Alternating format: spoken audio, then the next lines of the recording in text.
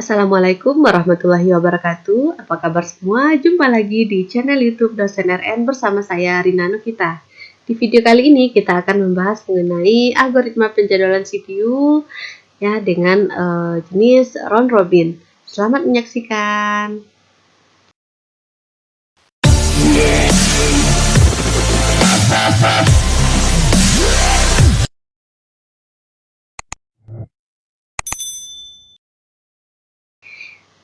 Nah, teman-teman yang baru menyaksikan video mengenai round robin ini, alangkah baiknya kalau melihat video sebelumnya yang mengenai algoritma SJF dan SJF.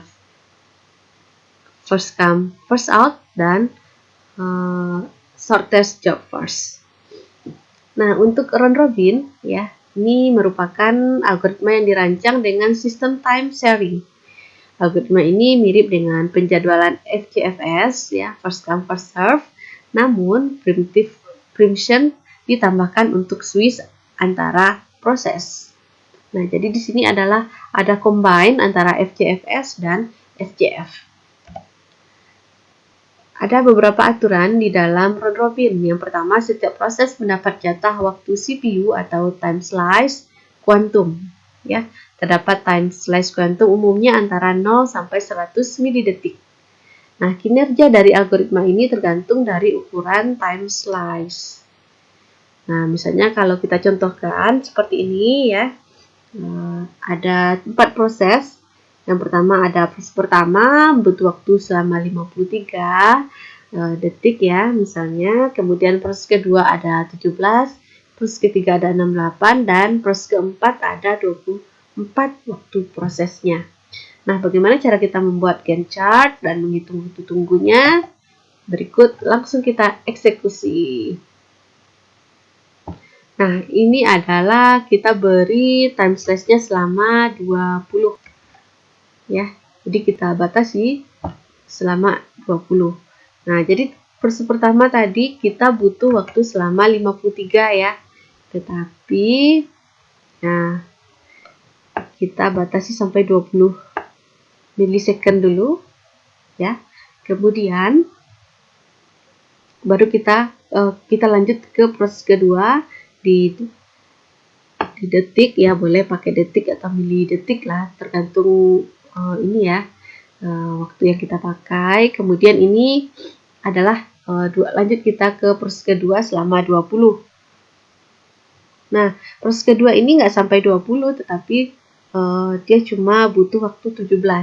Nah, teman-teman bisa lihat atau catat dulu ini ya burst time-nya agar lebih memahami chart yang ada.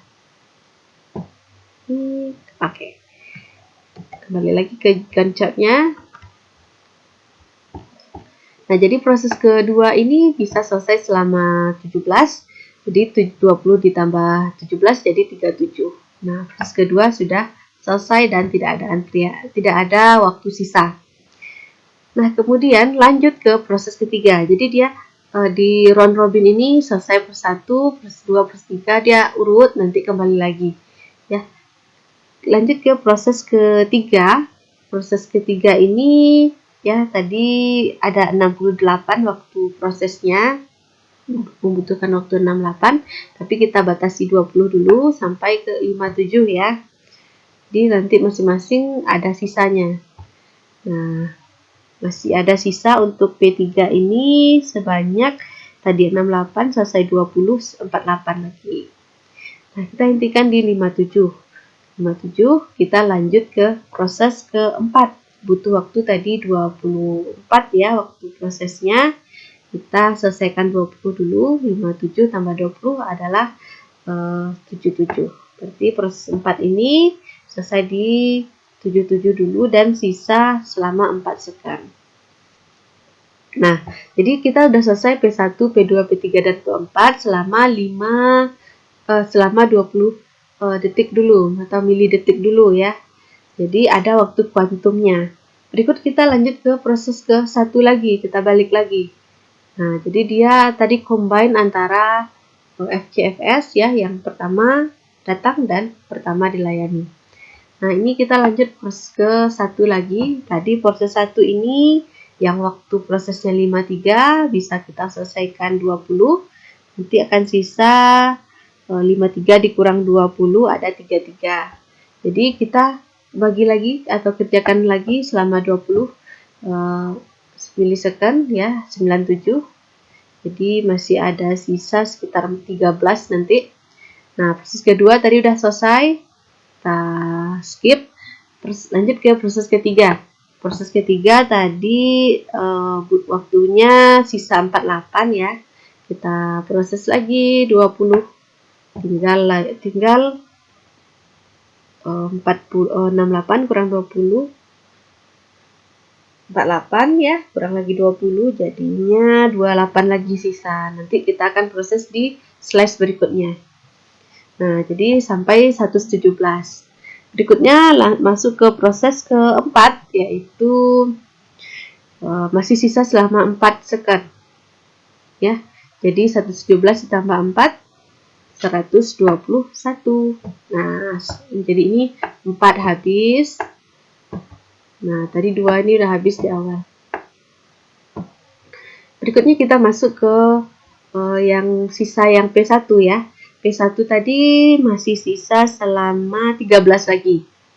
Nah, jadi 121 tambah 13 jadinya 134. Nah, jadi P1 habis selesai.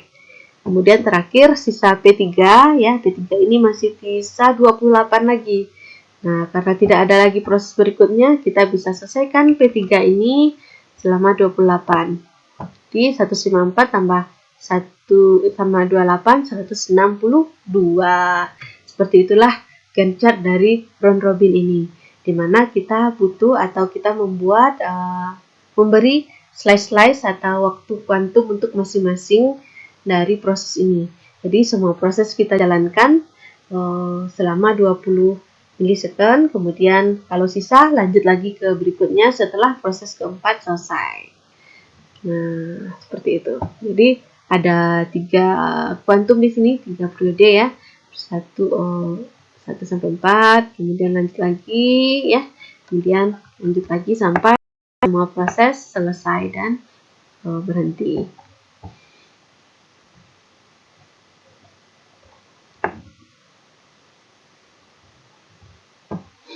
Nah, oke. Bagaimana cara kita menghitung waktu tunggunya? Yang pertama untuk P1. P1 ini dimulai di detik pertama, tetapi di 20 ini kita hentikan. Dan di sini juga di 97 juga berhenti. Jadi untuk menghitungnya adalah 121. Ini waktu tunggu terakhir ya. Dengan 97. Jadi waktu waiting time-nya ada 24. Nah, untuk P2 ini karena dia langsung, karena waktu prosesnya cuma 17, jadi dia tidak membutuhkan waktu tunggu. Kemudian untuk P3 ini tadi kita lihat,